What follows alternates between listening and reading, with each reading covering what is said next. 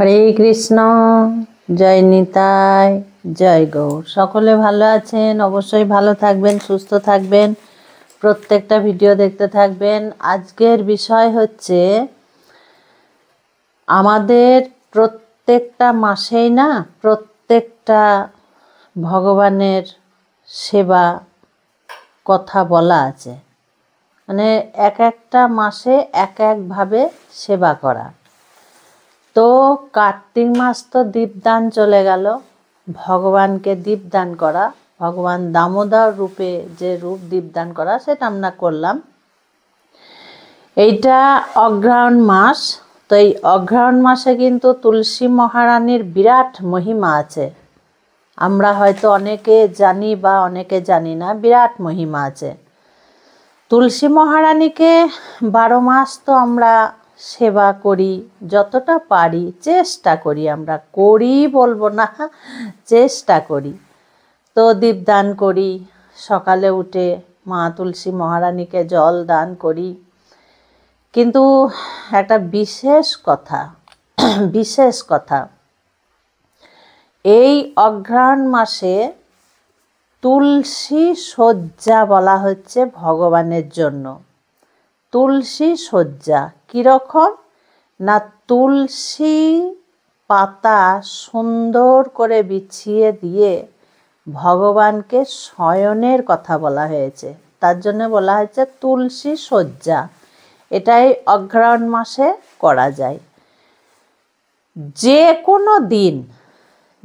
কোনো দিনই করা যায়, 1 দিন, 3 দিন, 5 দিন, 7 দিন, গোটা মাস বা শেষের 5 দিন।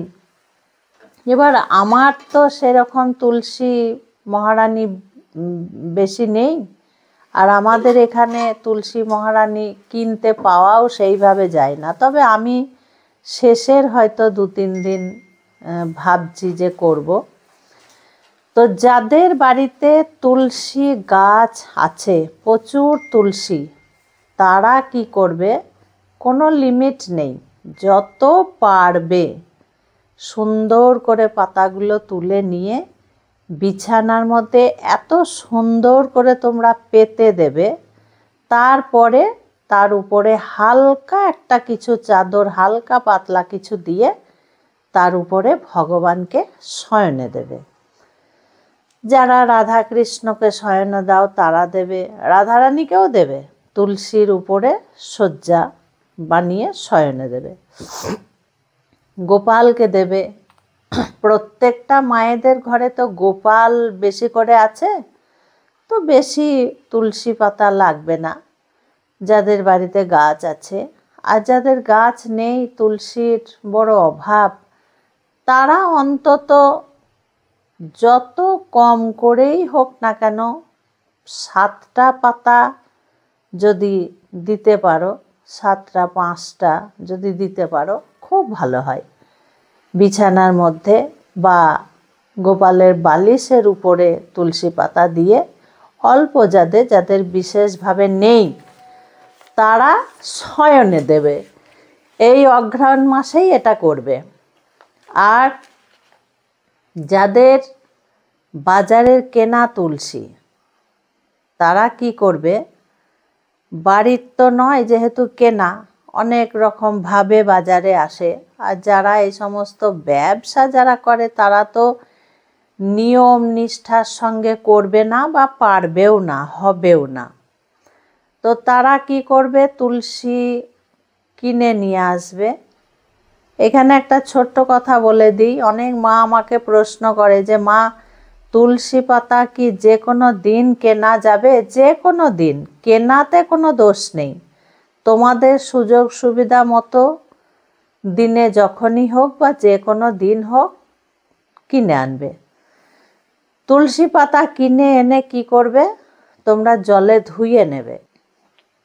জলে ধুয়ে নিয়ে সুন্দর করে পাতা মুছে নেবে, গামছা দিয়ে বা তোয়ালে দিয়ে সুন্দর করে মুছে নেবে, যাতে জল না থাকে। কারণ এই শীতের সময় তো, এখন ঠান্ডা পড়েছে, জল না থাকে।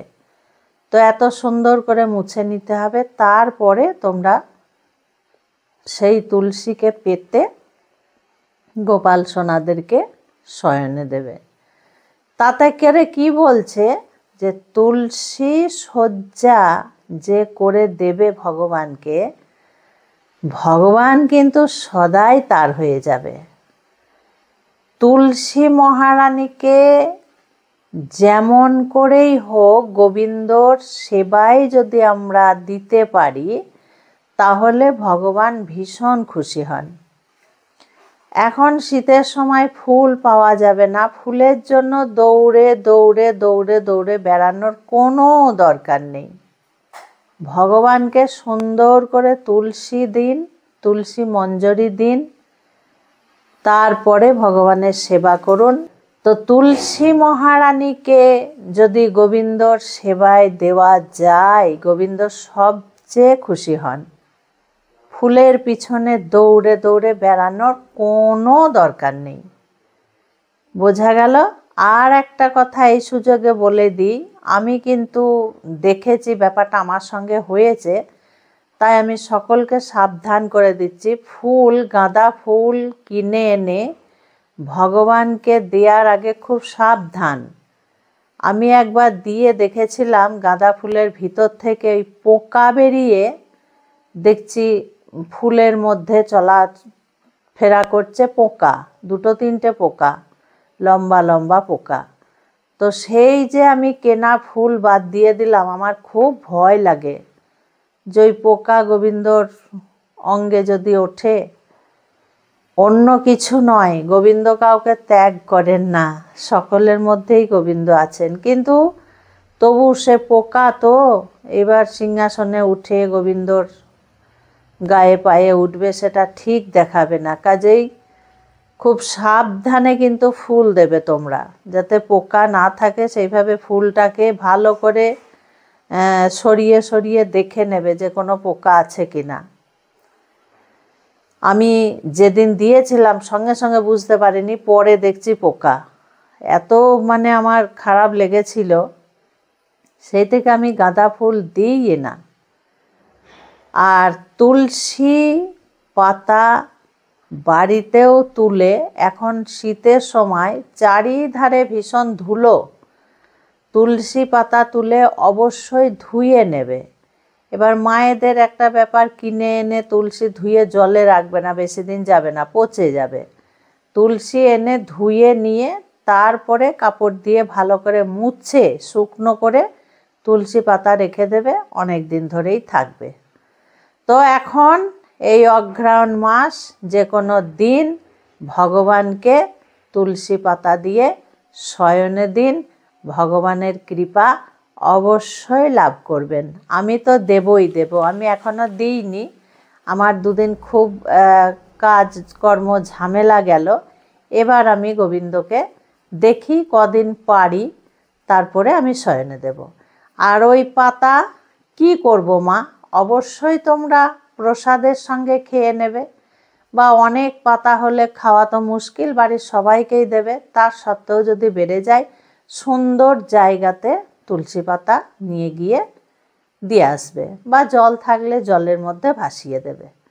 খুব ভালো থাকবে, সুস্থ থাকবে, প্রত্যেকটা ভিডিও এইভাবে দেখতে থাকবে। আজকে আসছি। হরে কৃষ্ণ, জয় নিতাই, জয় গৌর।